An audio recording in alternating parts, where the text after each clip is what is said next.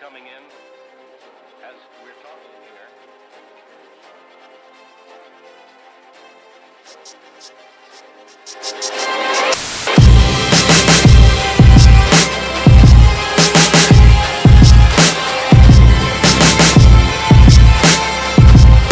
That's what we're here for. All right. And we'll go on to the next topic in this show. And it kind of sort of ties into the healthcare thing because me and Eric wanted to talk about COVID real quick. This is going to get whatever this platform is. This video is going to be demonetized. It's going to be punished by the algorithm, but these type of videos have to be done because me and Eric serve as a form of education to our constituents, to our people, to our community. And for the love of everything that is good, I can't tell you how many times I've gone on. Like, I'll give kudos and credence to people who deserve it, right? The death rate is going down. The hospitalization rate is going down. But our infection rate is still through the fucking roof. So what does that mean? There's always going to be a lag, right? And that lag accounts for things. But as long as people are getting the vaccine, it's good. There's a series on YouTube now where Dr. Fauci and a bunch of other healthcare professionals are talking extensively about the vaccine. What cannot be what cannot be downplayed or ignored is the history of poor healthcare and poor minorities in healthcare and social economic systems, right? We know about the Tuskegee experiment where 600 African Americans thought they were going to be getting free health care, and they ended up getting tested with syphilis so they could see the effects of it on the brain without treatment. We could talk about, her name's escaping me, but she basically is the reason why we have every cure that's being created based on DNA and other mRNA factors. Her name's escaping me and it's bothering me. I think it's Mary something. Let me Google this up for you. Margaret, yes. These things need to be stated. These things need to be pushed into the light. You know, these things need to be advocated for. Her family didn't get a dime from these pharmaceutical companies after she was exploited and left to die. So these things definitely need to be talked about. These things definitely need to be brought to the light. You feel me? Absolutely. Shout out to Christian in the comment. He says, not just Tuskegee, but speak on the experimentation and castration of Puerto Rican women. No, absolutely. The castration is still going on because we talked about, we did a story on how in Georgia, when these women were being detained, they were being forced to have hysterectomies. And they weren't being consented. They called the doctor Sir Scrape-A-Lot. Like the bullshit that our government is responsible for, it is no reason for anyone in their right mind to trust them. But in times like this, where we have a once-in-a-lifetime pandemic happening and it is directly killing us, logic has to take reason. If they wanted us to die, they would have just left us to die. And we are dying at a faster rate than any other group in demographic. I think black men is 1.8 above, and then after that is black women. Underneath that is Hispanic population, and then down for it stands to logistics because the freezers that are carrying the vaccines, those great distances to get to those places aren't working anymore. They can only travel so long on a certain charge. It speaks to population size density. If someone doesn't have the internet or access to TV, the newspaper, or listen to the radio, and you're only publishing it in those places, then what benefit is it to the people you're trying to reach? You know, so the story that we primarily want to talk about is why giving everyone free healthcare won't solve anything, and it's because of this story right here. And I won't go deep into the story. You can check it out for sure. But it talks about a wealthy group of people, right? This wealthy group of people who traveled to a poor community to take the vaccines out of that community. My mother owns a clinic, and at her clinic where they are supposed to get 200 people to sign up every day. 150 are rich. Not rich, but white people who who drive in from the big city and come to the suburbs or the less, it's definitely an underserved area, and get the vaccines. And it's mind-boggling to me when my mother asks them, why didn't you come for this vaccine earlier? She's speaking to a Hispanic or a black person. They said they didn't know. It wasn't until we called them that they figured it out, right? It wasn't until we acknowledged them that they figured it out, right? That issue in itself is a problem that can't go unknown. That the only way we can contact these people is through their past visits. Secondly, why aren't they coming? They have nowhere to put their children because they're all at home. So this doesn't even suit us from an economic standpoint. But it's just really telling that even white people who have the privilege can walk up here and just simply know that that if they don't have it at the hospital that they want to go to, that they can exploit a poor system if they see fit. And that's the real issue here. Eric, I want to say at this point, especially witnessing what we witnessed the last 2 weeks in the markets, I think we got to move beyond pointing the finger at one group of people. We got to start talking about the haves versus the have-nots. This is an elitist mindset that says, screw you, I have resources. I'm going over to this place where I know these people don't know, because if they did know, there would be no vaccine for me. See, this is the same manifest destiny, imperialistic mindset that has gotten us down this rabbit hole that we find ourselves in. It is people thinking that they can profit off the disadvantage of other people. And so they put themselves in a position to live. And it's this mindset that will leave everybody else out in the dark to fend for themselves and close themselves in a room with one candle. It's these kinds of people. And to piggyback on the story that the article you got up on the screen, I have an actual personal story that I heard from some friends of mine this weekend. Speak on it.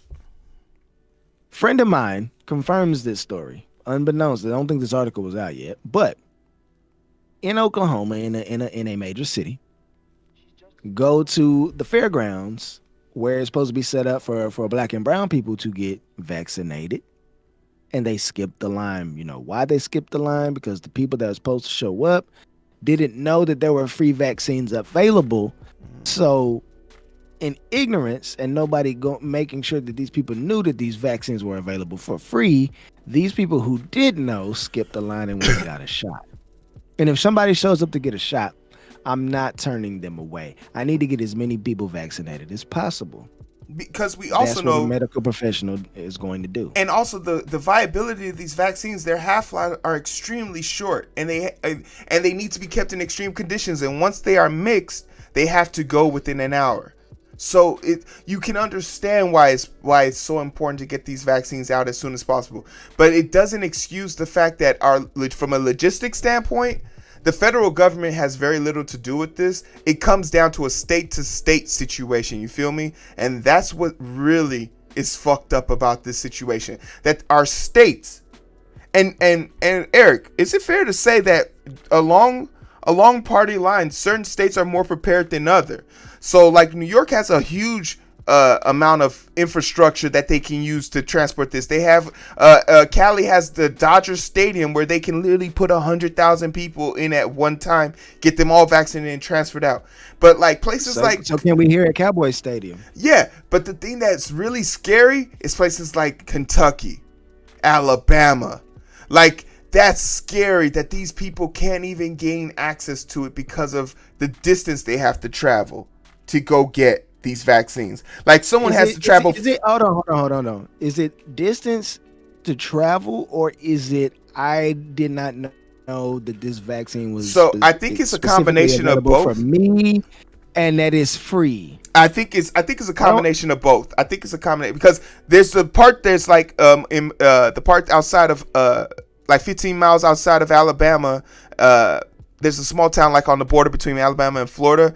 Like if you're on that border in like Jacksonville, the closest place to you is probably in Alabama that has a clinic that can actually receive it. So you have to drive 50 miles to go to that clinic because they don't have the machinery or the freezers -90 to bring it to your city.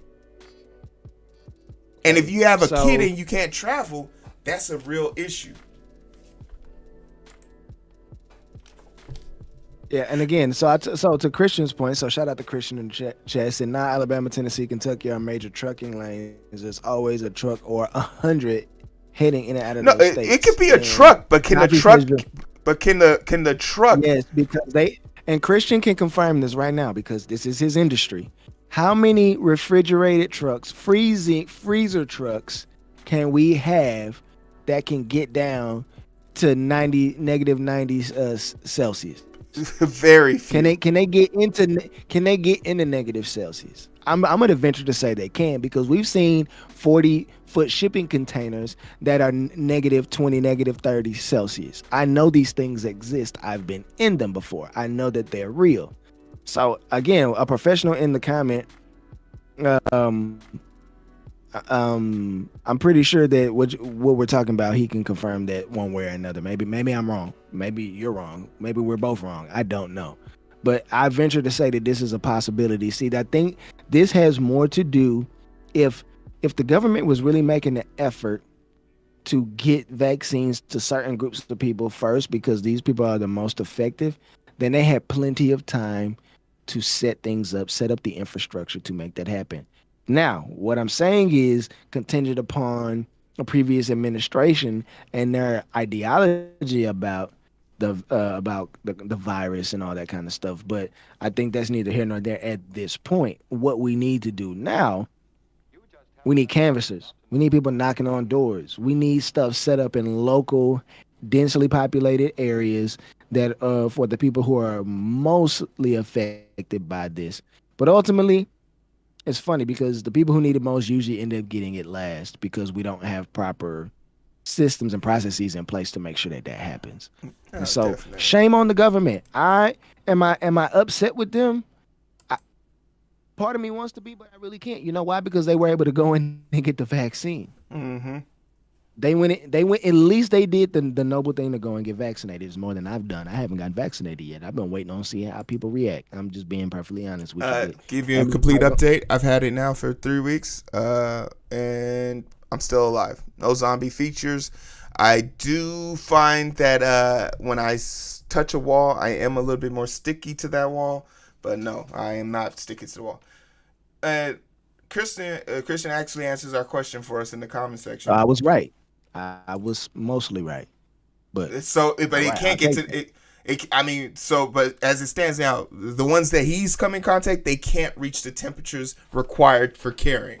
No, that's not what he said. He says, but there are units that can go down that far. They just aren't as common as the ones I posted, but they exist. Oh, no, they absolutely exist. But I venture to say that there's far less of them on the road than we ever needed, and that they would even need to make more of them for the distribution we need on the scale that we're talking about, which is America, you know? America. But hey, that was a story. That was our perspective on it. Put on your mask if you're not going to, and we'll say this. Whatever your holy science is, whatever your understanding is of your science, if you're this third eye woke, I don't believe in the system and I'm not going to take this vaccination. Hey, I hear you. You have reason to believe it. You have reason to not want to agree with it. But keep that same energy when you need Viagra pills. Keep that same energy when your blood pressure gets too high. Keep that same energy when you need a heart transplant. And if you don't have that same energy, then shut the hell up in the comment sections about not believing in Western medicine, okay? Everyone has made mistakes. This is not a time for us to be trying to poke holes in literally trying to save the world, okay? Test the theories, look at the documentation, understand the science, but if you don't, be bold enough to say you don't understand it, and then be proud enough to shut the fuck up. But other than that, Eric, where can they find us? Right here on YouTube for the umpteenth time. Live. And then on Facebook. live. Shout out to the people on Facebook right now. Shout out to the people on the Twitch stream. You can definitely go over there. Yeah. Listen, you see right down in the bottom right hand corner, that's our link tree at the_identity_booth. Go ahead and find it. Click that. Yeah, I'm going there and see everywhere we are. We're also on Anchor. Anchor just got bought by the one of the huge conglomerates, so we getting paid out over there. We getting a few pennies a week over there, man. Few pennies thrown our way. Go ahead, show us some love over there, man. Make sure you hit that the like, comment, share, follow, sub button, whatever it is on whichever platform you're watching. And just make sure you definitely share this with as many people as possible, man. So we love to grow our channel. Get us to the next level. I hope that in the side, slow it down and we can catch the vibe. But it's so hard to find through the daily grind. We're working overtime, and I'm sleep deprived. Shorty on my line and we fuss and fight. Seems like every night, don't care who's wrong or right. I hope that in the sight, slow it down and we can catch the vibes.